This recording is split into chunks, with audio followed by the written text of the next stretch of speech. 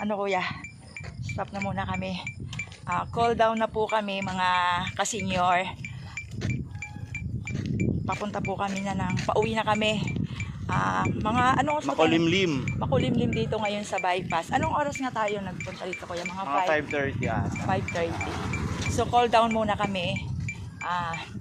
Nakadalawang round kami ng bypass. Ito na yung pangalawa.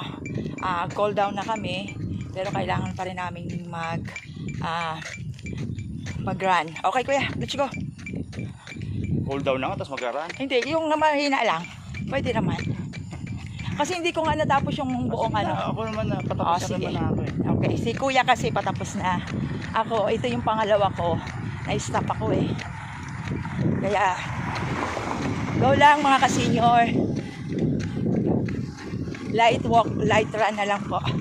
Tapos na kami. Thank you and God bless mga ka-senior.